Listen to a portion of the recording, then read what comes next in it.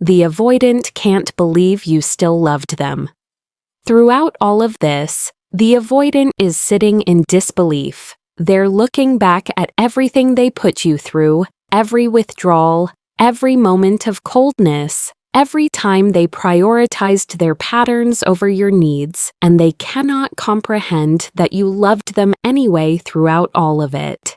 This isn't about whether you still love them now or whether the relationship continues into the future.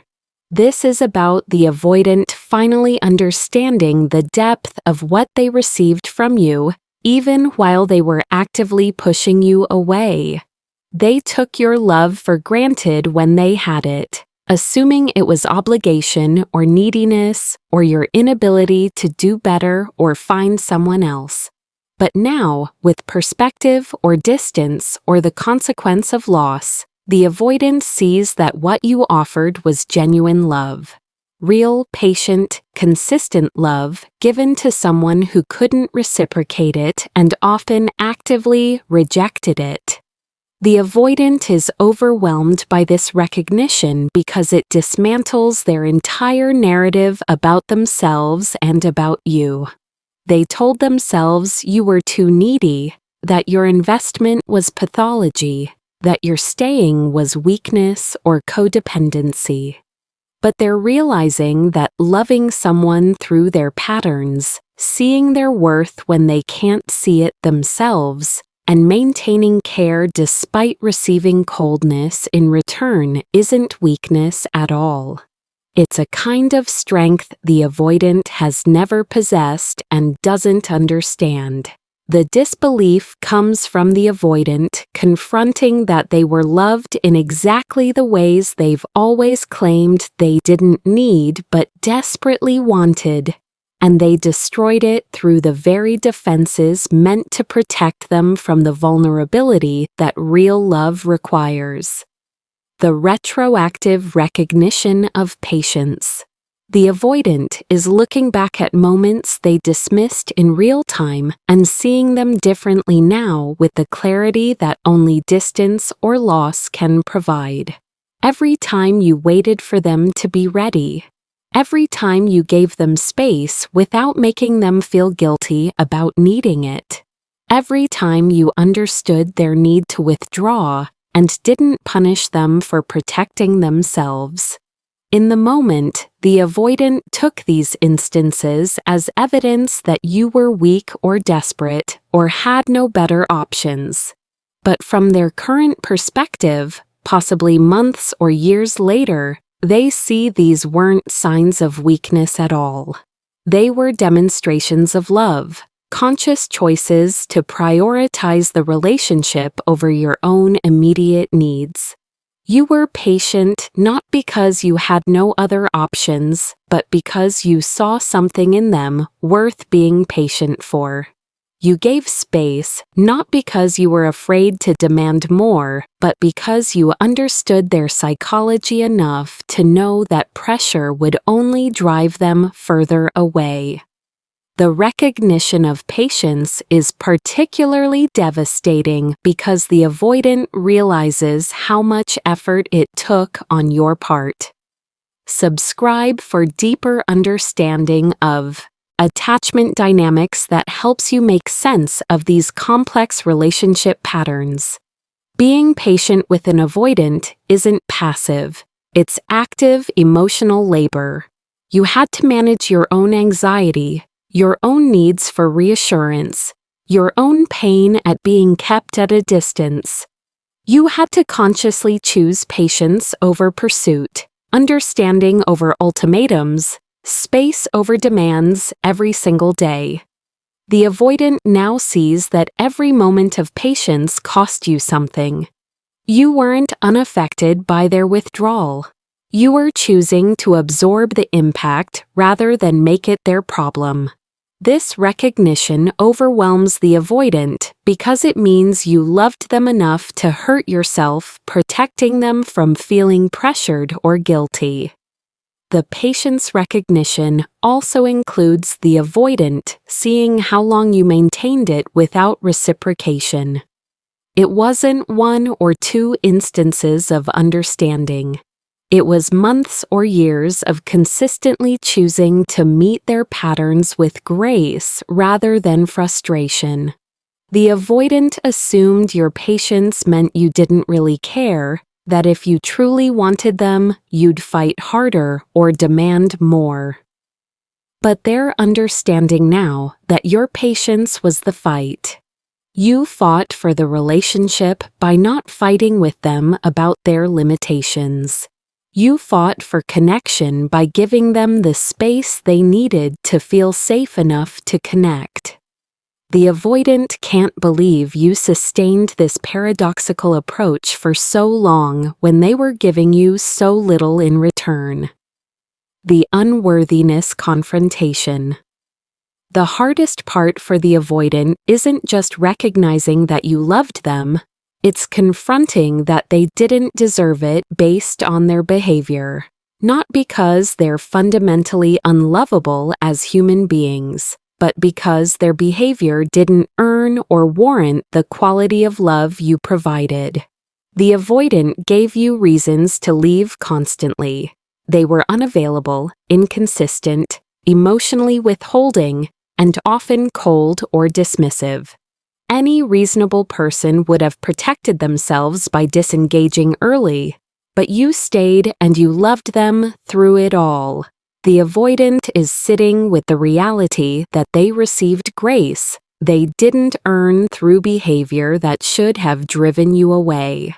This confrontation with unmerited love is existentially destabilizing and forces them to question everything they believed about themselves. The unworthiness includes the avoidant recognizing specific instances where they treated you poorly and you responded with continued care anyway. They remember being cold and you staying warm toward them. They remember withdrawing completely and you still being there when they came back. They remember dismissing your needs and you continuing to try to meet theirs without resentment. Each memory is evidence that you loved them more than they loved you, more than they loved themselves, more than their behavior suggested they deserved.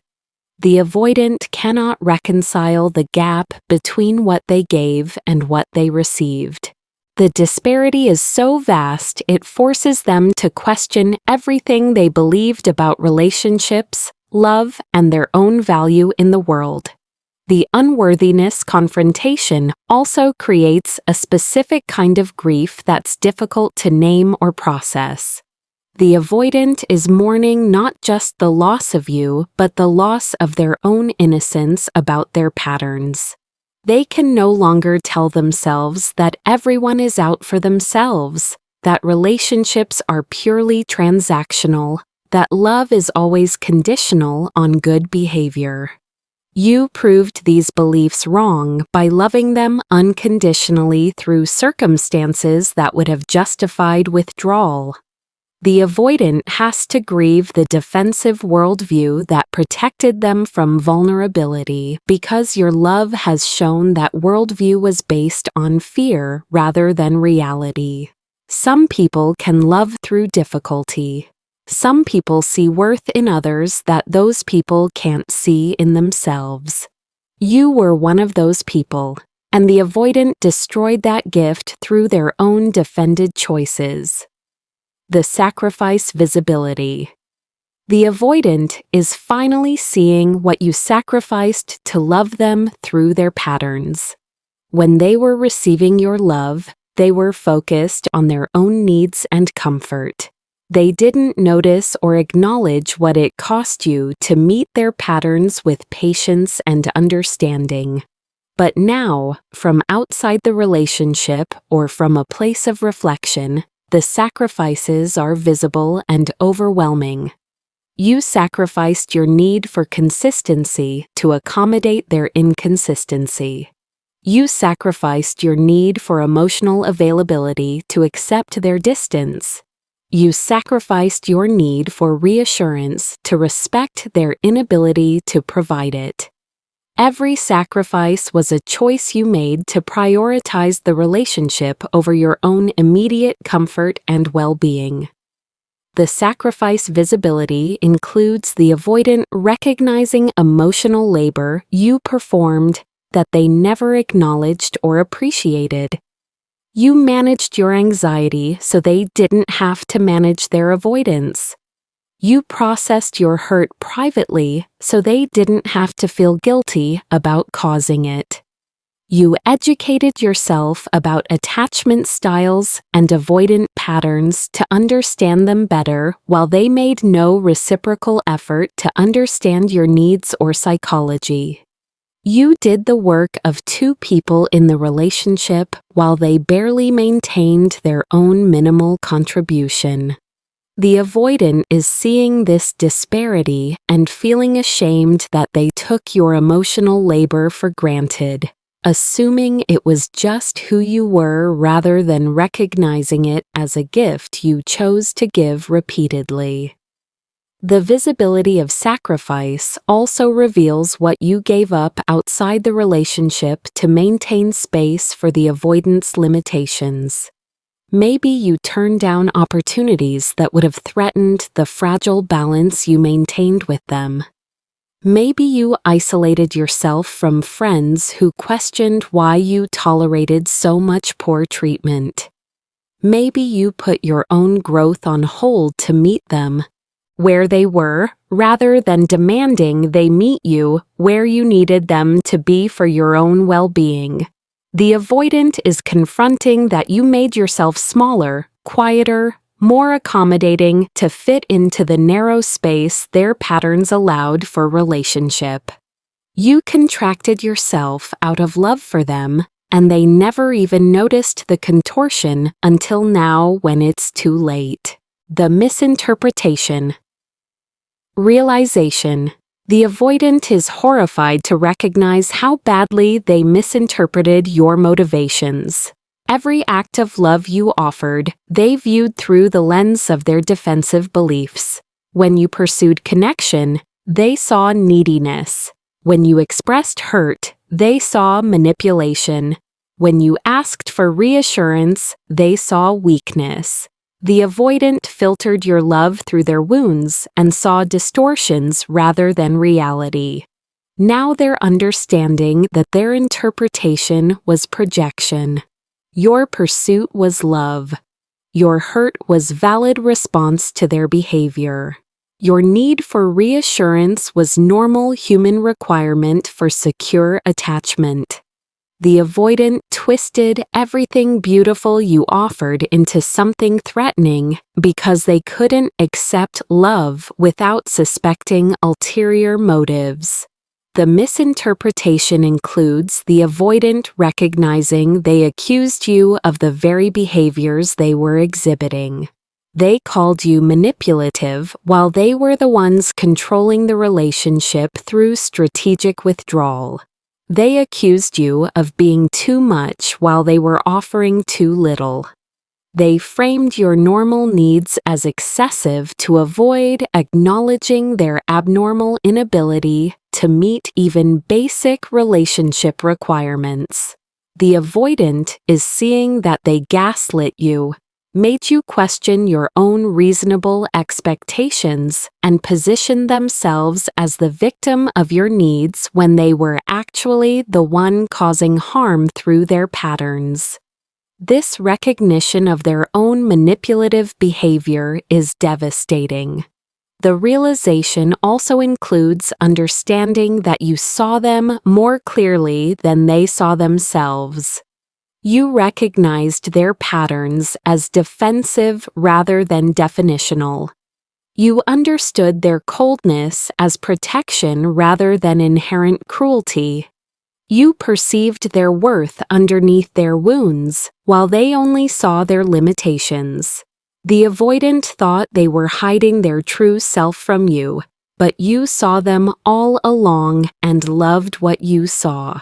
The avoidant was the blind one, unable to see either their own worth or your genuine care. This reversal of perception is humbling and painful.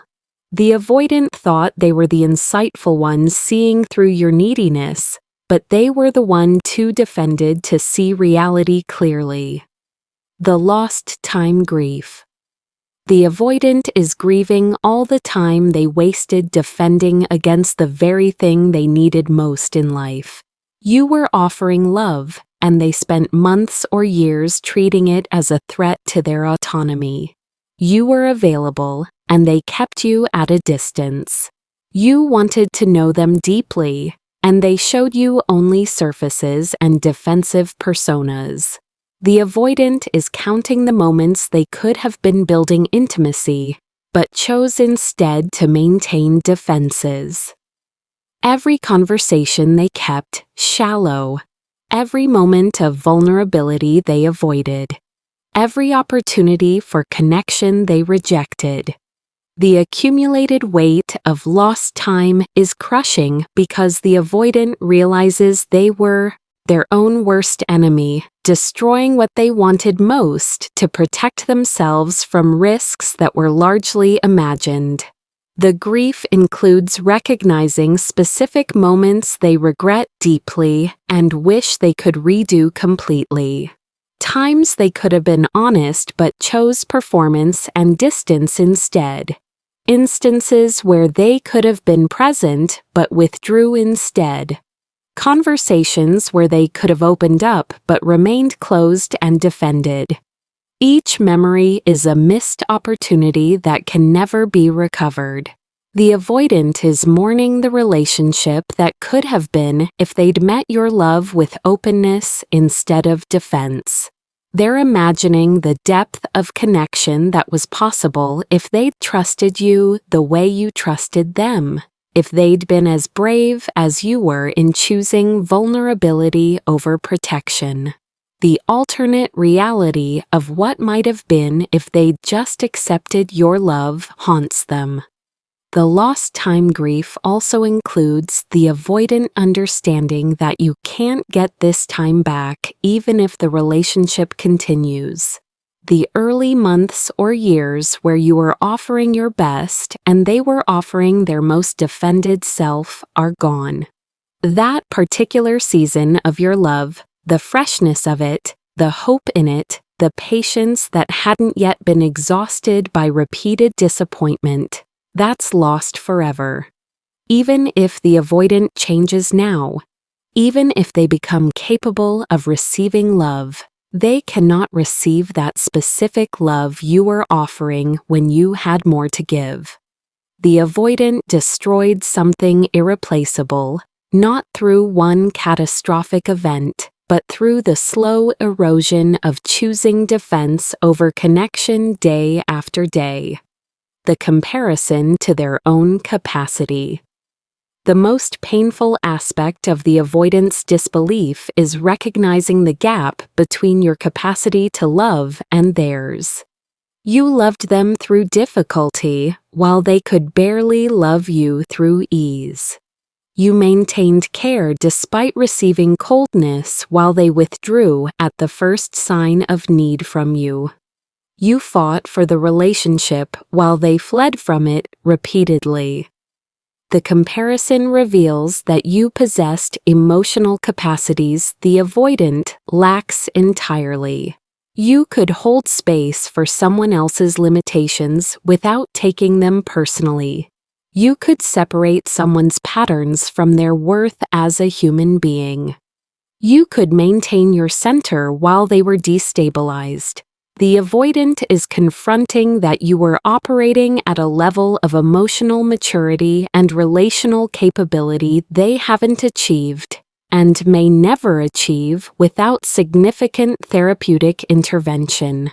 The comparison includes the avoidant recognizing they would never have extended the same grace to you if positions were reversed.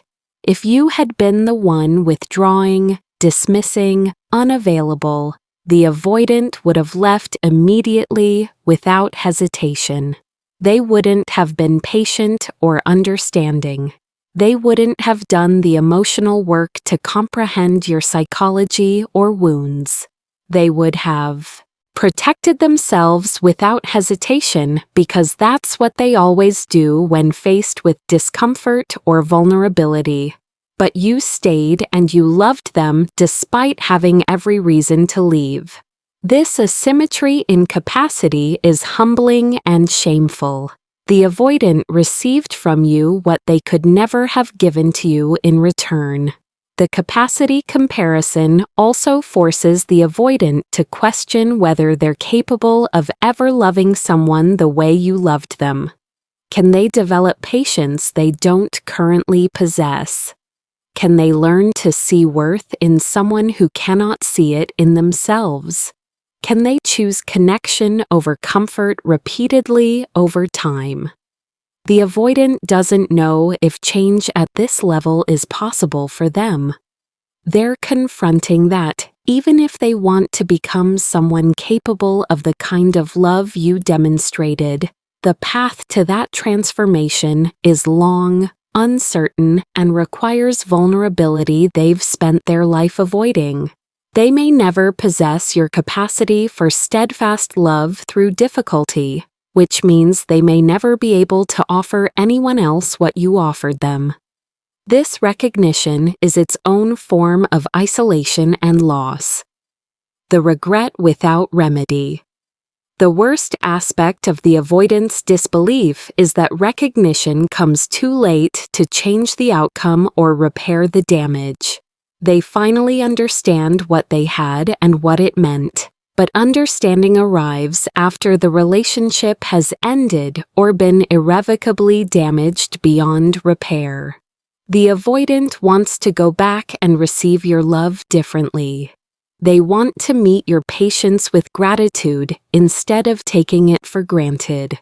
They want to honor your sacrifices instead of dismissing them as nothing special. They want to respond to your care with their own care instead of their characteristic withdrawal and emotional distance. But they cannot travel backwards in time. The moments are gone forever.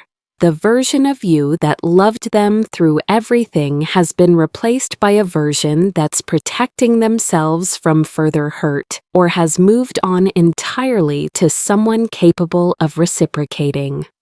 The regret without remedy means the avoidant has to sit with the knowledge that they destroyed something precious and irreplaceable through preventable choices. They weren't powerless victims of circumstance. They could have chosen differently at hundreds of junctures throughout the relationship. They could have been honest instead of defended. They could have moved toward you instead of away. They could have trusted your love instead of suspecting it or testing it constantly. Every choice was theirs to make differently, and they consistently chose their patterns over the relationship.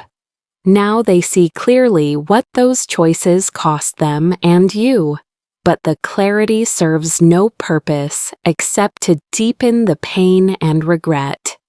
Understanding comes as punishment rather than opportunity because there's nothing left to save or rebuild. The regret also includes the avoidant, knowing that even if they change, fundamentally, even if they become capable of healthy relationship through therapy and personal work, they'll carry the knowledge of what they destroyed into every future connection. They'll always know they once received extraordinary love and failed to recognize or reciprocate it properly. They'll compare every future relationship to what they had with you and find it lacking because your love was unique in its patience and persistence through difficulty. The avoidant destroyed not just a relationship, but their own capacity to believe that kind of love exists or that they deserve it. They proved their worst belief about themselves correct through their actions. They ruin good things. And this self-fulfilling prophecy becomes the lens through which they view all future possibilities for connection, making it even harder to accept love if it's offered again.